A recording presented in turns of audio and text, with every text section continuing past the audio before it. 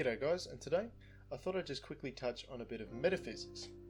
Now it's an interesting bit of metaphysics, this idea that is reality even real?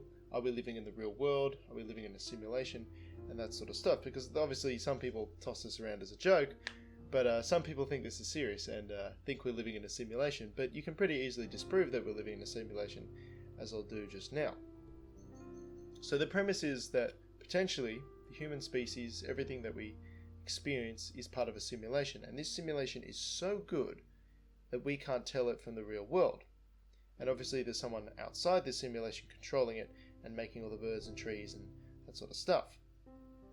Now the problem with this, just like the idea of Platonic forms, is that if this simulation is so good and so indistinguishable from reality, then what's to say that the world outside this simulation, where obviously the people are controlling our reality, what's to say their reality isn't also a simulation? Because if simulations can be so good that they're indistinguishable from reality, then there's nothing to say that the people controlling our simulation are not themselves within a simulation.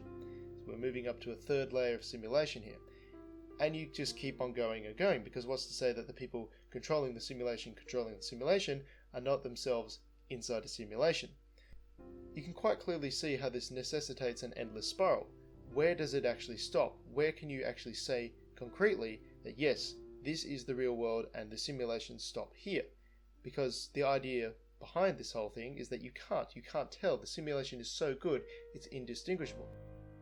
It's actually all rather funny because the points put out by the initial argument end up strangling the argument.